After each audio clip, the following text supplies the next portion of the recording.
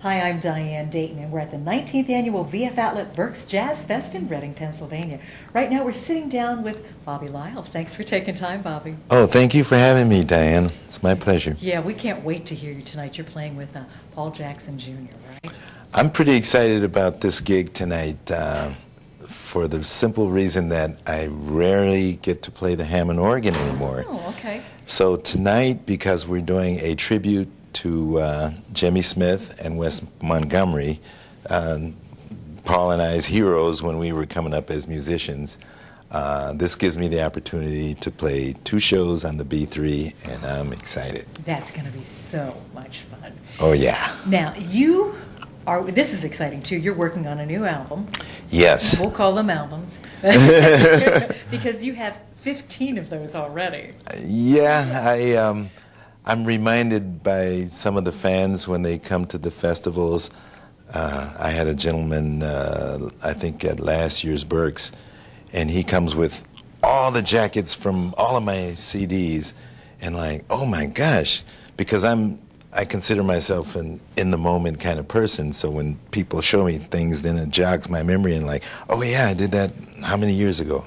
I mean, once they're done, that was my musical thoughts at that point in time. Okay. So now I'm focused on what am I thinking about now musically? What is it I want to share now? And what is that you want to share with us now? Well, my whole musical life has been an assimilation of many different styles of music. I was so lucky as a musician to grow up in a household where my parents, between the two of them, had all this eclectic taste, and we heard everything at home from classical to gospel, church music. My mom played in church, and my dad was a big classical buff, and my uncle, who used to come visit us in Minneapolis for the summers, would always bring the latest jazz albums with him. They were albums back then. Yeah. And so, my young mind was just getting bombarded with all this beautiful music, and I would hear people like Oscar Peterson and Jimmy Smith, who I'm going to try to channel tonight. Oh, okay. I would hear these people and say, oh, I want so much to know how to do that. So I began this lifelong quest to not only learn how to play jazz, but learn how to make personal musical statements in the jazz, because we're all influenced by the greats that went before us when we're starting out. The secret is to take that and kind of synthesize it and come out with a personal style.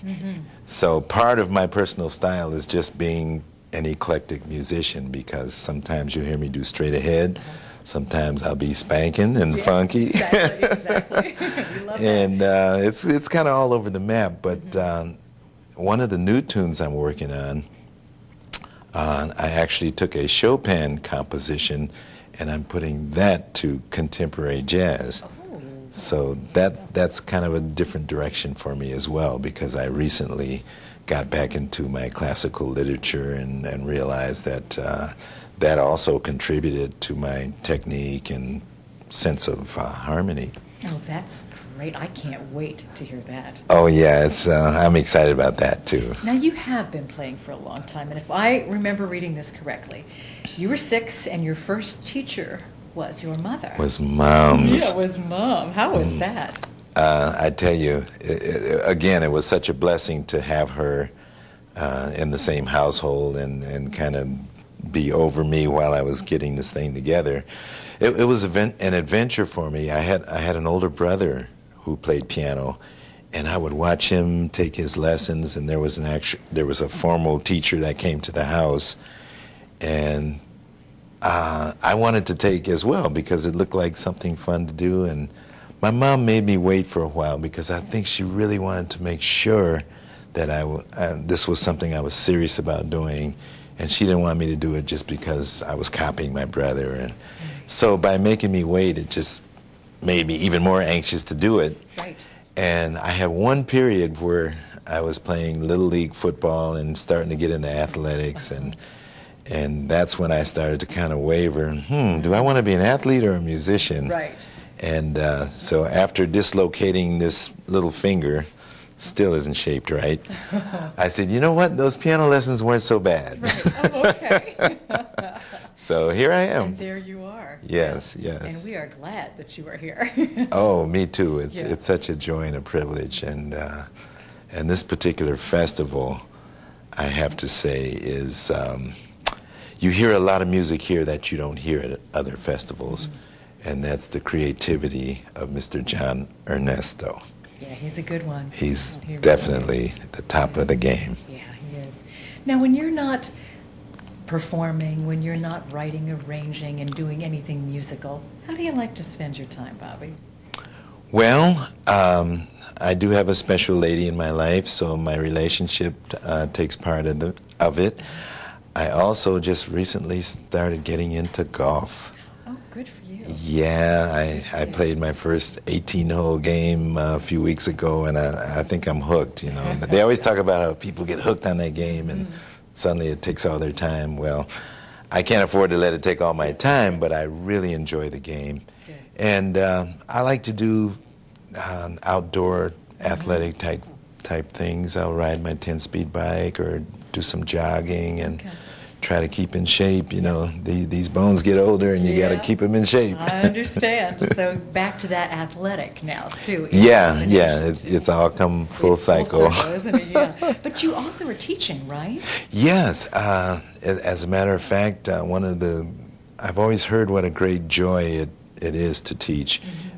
In fact, the lady in my life that I mentioned is a special ed teacher, and she has such a gift for working with the children with autism and the various disorders, and she's very good at that. My teaching is young people who have studied some piano and want to branch out into learning how to play jazz.